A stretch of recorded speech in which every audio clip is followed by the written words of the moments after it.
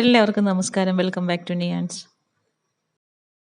ഇഡ്ഡലി കൊണ്ട് തയ്യാറാക്കിയിട്ടുള്ള ഒരു വെറൈറ്റി ഡിഷിൻ്റെ റെസിപ്പിയാണ് ഇന്നത്തെ വീഡിയോയിലുള്ളത്. എല്ലാവരും ഈ രീതിയിലൊന്ന് തയ്യാറാക്കി നോക്കൂ.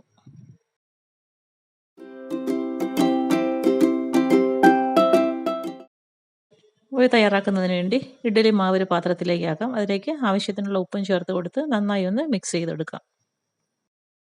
തീരെ കുഞ്ഞ് ഇഡ്ഡലി തയ്യാറാക്കുന്നത് കൊണ്ട് തന്നെ ഉണ്ണിയപ്പ പാത്രത്തിലേക്ക് നമുക്ക് കുറച്ച് എണ്ണയൊന്ന് ബ്രഷ് ചെയ്ത് കൊടുക്കാം. പിന്നീട് അതിലേക്ക് ഓരോ കുഴിയിലേക്ക് നമുക്ക് ഇഡ്ഡലി മാവ് കോരി ഒഴിച്ചു കൊടുക്കാം. ചെറിയ ഇഡ്ഡലിയുടെ തട്ടുണ്ടെങ്കിൽ ഇഡ്ഡലി പാത്രത്തിൽ തന്നെ ഇതേപോലെ തയ്യാറാക്കിയെടുക്കാം. തയ്യാറാക്കുന്ന മസാലയ്ക്ക് അതിലേക്ക് ഈ ഒരു ചെറിയ വലുപ്പത്തിലാകുമ്പോൾ നന്നായിട്ട് അതിലേക്ക് പിടിക്കും. അതുകൊണ്ടാണ് കുഞ്ഞ് ഇഡ്ഡലി ഉണ്ടാക്കുന്നത്. മാവെല്ലാം ഒഴിച്ചു കൊടുത്തതിന് ശേഷം ഒന്ന് മൂടി വയ്ക്കാം. ഇഡ്ഡലി മാവ് ഒഴിച്ചു കൊടുത്തതിന് ശേഷം ഫ്ലെയിം നന്നായി സിമ്മിലാക്കിയിടണം. അതിന് ശേഷമാണ് അടച്ചു കൊടുക്കേണ്ടത്. അപ്പോൾ ഇതേപോലെ ഒരു സൈഡ് പരുവാകുമ്പോൾ മറിച്ചിട്ട് കൊടുക്കാം. മറിച്ചിട്ട് കൊടുക്കുന്ന സമയത്ത് മുകൾ ഭാഗത്ത് മാവ് പോലെ കാണും, പക്ഷെ അത് കുഴപ്പമില്ല. തിരിച്ചിട്ട് കൊടുക്കുമ്പോൾ വീണ്ടും അത് നന്നായിട്ട് പരുവായി കിട്ടിക്കോളും. ഇതുപോലെയെല്ലാം മറിച്ചിട്ട് കൊടുത്തതിന് ശേഷം വീണ്ടും അടച്ചു വെച്ച് വേവിച്ചെടുക്കാം. ഇതുപോലെ നന്നായി പരുവായി വരുന്ന സമയത്ത് അതിൽ നിന്നും എടുത്തു മാറ്റാം.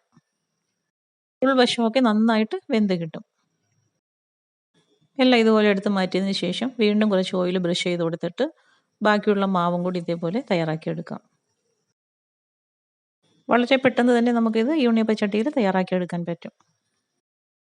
നേരത്തെ ചെയ്തതുപോലെ തന്നെ ഒഴിച്ചു കൊടുത്തതിന് ശേഷം മൂടി വയ്ക്കാം. മൂടി വെച്ചിട്ട് ഒരു വശം പരുവായി വരുമ്പോൾ തിരിച്ചിട്ട് കൊടുക്കാം. എല്ലാം തിരിച്ചിട്ട് കൊടുത്തതിന് ശേഷം വീണ്ടും മൂടി വെച്ച് മറുവശവും കൂടി വേവിച്ചെടുക്കാം.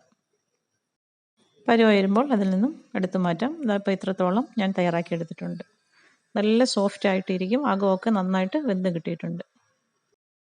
ഇനി ഇതിനൊരു ഗ്രേവി തയ്യാറാക്കിയെടുക്കാം. അതിനുവേണ്ടി ഒരു പകുതി ക്യാപ്സിക്കവും ഒരു സവാളയും 3 പച്ചമുളകും കുറച്ച് വെളുത്തുള്ളി തൊലി കളഞ്ഞെടുത്തിട്ടുണ്ട്. ഇനി ഇതെല്ലാം നമുക്കൊന്ന് കട്ട് ചെയ്തെടുക്കാം. ക്യാപ്സിക്കം ഇതേപോലെ ഒരു 3-4 ആയിട്ട് കീറിയതിന് ശേഷം ഈ ഒരു വലുപ്പത്തിൽ കട്ട് ചെയ്തെടുക്കാം. പച്ചമുളക് എരിവിന് ആവശ്യത്തിന് ചേർത്ത് കൊടുക്കാം. ഈ പച്ചമുളകും വെളുത്തുള്ളി എല്ലാം ഇതേപോലെ ചെറുതായിട്ട് കട്ട് ചെയ്തെടുക്കാം.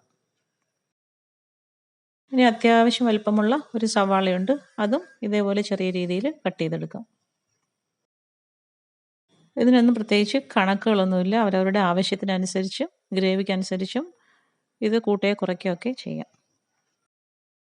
ഇനി ഒരു പാനിലേക്ക് ഏതെങ്കിലും റിഫൈൻഡ് ഓയിൽ ഒഴിച്ചു കൊടുക്കാം. പിന്നീട് അതിലേക്ക് വെളുത്തുള്ളി കട്ട് ചെയ്തത് ഇട്ട് കൊടുത്ത് ചെറുതായിട്ടൊന്ന് വഴറ്റിയെടുക്കാം. വെളുത്തുള്ളി ഒന്ന് വാടി വരുമ്പോൾ അതിലേക്ക് സവാളയും പച്ചമുളകും കൂടി ഇട്ട് കൊടുക്കാം. ഒന്ന് ചെറുതായിട്ടൊന്ന് വാട്ടിയെടുക്കാം.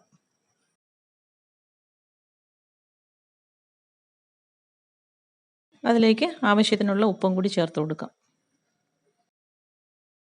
ഉപ്പ് ഇട്ട് കൊടുത്ത് നന്നായി ഒന്ന് ഇളക്കിയതിന് ശേഷം അതിലേക്ക് 1/2 ടീസ്പൂൺ കുരുമുളക് പൊടിയും കൂടി ചേർത്ത് കൊടുക്കാം. കുരുമുളക് പൊടിയും ചേർത്ത് കൊടുത്ത് നന്നായിട്ടൊന്ന് വഴറ്റി കൊടുക്കാം. ഇനി അതിലേക്ക് നമ്മൾ അരിഞ്ഞു വെച്ചിരിക്കുന്ന ക്യാപ്സിക്കം കൂടി ചേർത്ത് കൊടുക്കാം. ക്യാപ്സിക്കം ഇട്ട് കൊടുത്ത് ഒരുപാട് വഴറ്റേണ്ട ആവശ്യമില്ല. ചെറിയ രീതിയിലൊന്ന് വഴറ്റി കൊടുത്താൽ മതിയാകും.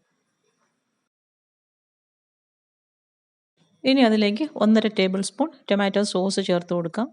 പിന്നീട് 2 ടീസ്പൂൺ സോയാ സോസും കൂടി ചേർത്ത് കൊടുക്കാം. നന്നായി ഇതൊന്ന് മിക്സ് ചെയ്ത് കൊടുക്കാം.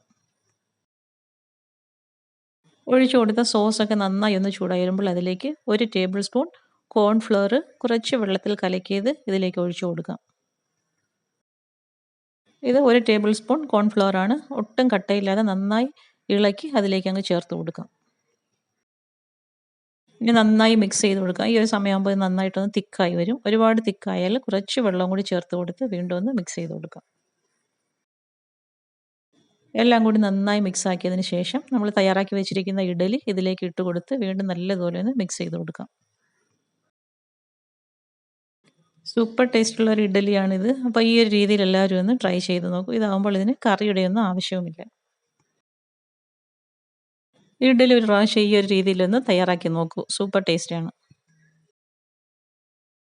ഇനി നമുക്ക് ഇത് സെർവ് ചെയ്യുന്ന പാത്രത്തിലേക്ക് മാറ്റി കൊടുക്കാം. കുട്ടികൾക്കൊക്കെ ഈ ഒരു രീതിയിൽ ഈ ചെറിയ ഇഡ്ഡലി ഒന്ന് തയ്യാറാക്കി കൊടുത്ത് നോക്കൂ. തീർച്ചയായും അവർക്കൊക്കെ ഇഷ്ടപ്പെടും. വീഡിയോ ഇഷ്ടമായി ലൈക്ക് ചെയ്ത് സബ്സ്ക്രൈബ് ചെയ്ത് സപ്പോർട്ട് ചെയ്തേക്കൂ.